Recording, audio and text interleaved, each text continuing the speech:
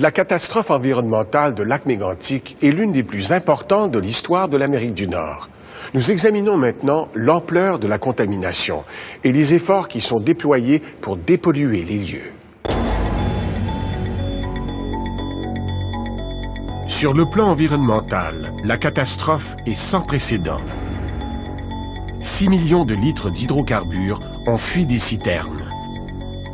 C'est pratiquement 80% du convoi pétrolier. La plus grande partie du combustible a brûlé dans l'incendie. Le reste s'est évaporé sous l'effet de la chaleur ou s'est déversé dans l'environnement.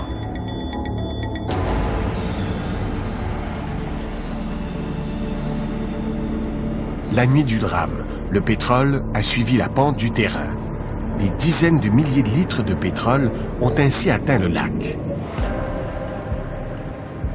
Ici, par exemple, une vague de pétrole enflammée a déferlé vers la rive, embrasant tout sur son passage. Le pétrole s'est accumulé dans les égouts. Les conduits se sont transformés en véritables robinets. La rivière Chaudière n'a pas été épargnée. 100 000 litres de pétrole ont atteint le plan d'eau malgré les travaux d'urgence menés pour freiner le déluge.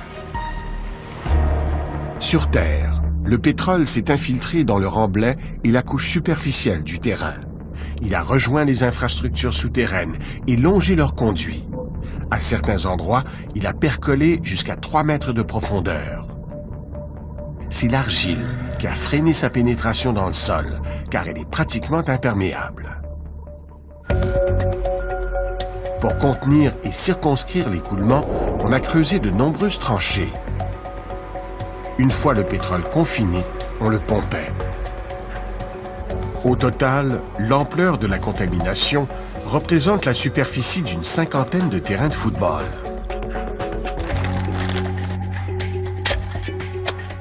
Dans la zone d'impact, là où le sol est très contaminé, les spécialistes parlent d'un critère D, le plus élevé des critères de contamination. Ailleurs, la contamination est moindre.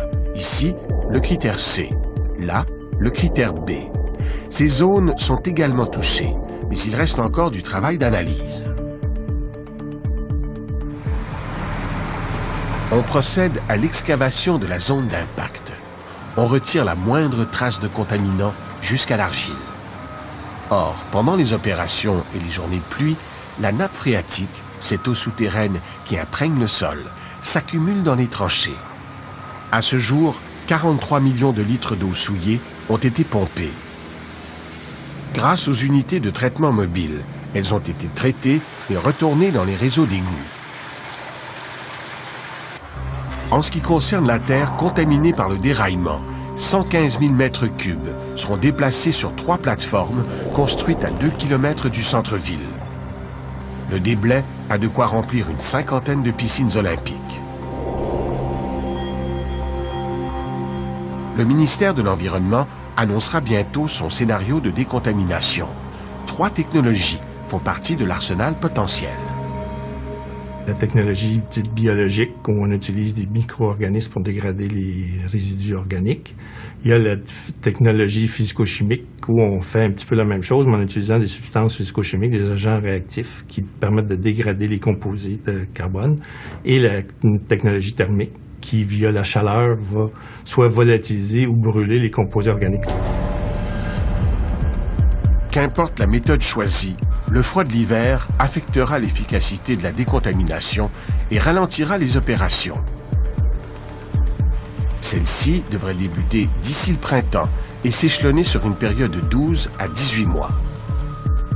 Il se peut que la terre faiblement souillée ne soit pas toute traitée. C'est que le ministère de l'Environnement permet qu'un sol peu contaminé puisse être réutilisé comme matériau de remblayage. Pendant les travaux de décontamination et de reconstruction, le site demeurera sous investigation. Des analyses récentes ont d'ailleurs démontré que l'eau du lac et de la rivière montrait un retour aux concentrations présentes avant l'accident. Le nettoyage des berges et le traitement des sédiments ont pris fin la semaine dernière. Il n'est pas exclu qu'au printemps, d'autres interventions soient nécessaires. Il va y avoir un certain suivi environnemental qui devra être fait pendant quelques années pour s'assurer que les mesures mises en place sont adéquates et qu'il n'y a pas de problématiques qui nous avaient échappé. Le suivi environnemental va principalement porter sur la qualité des eaux, la qualité de certains puits qui vont être laissés en place comme puits de surveillance et de monitoring pour nous assurer qu'il n'y a pas de relargage de contamination dans l'environnement. Tout en restant vigilant, le ministère de l'Environnement croit que Lac Mégantic surmontera les conséquences environnementales causées par l'événement le plus tragique de son histoire et Découverte sera là pour suivre chacune des étapes.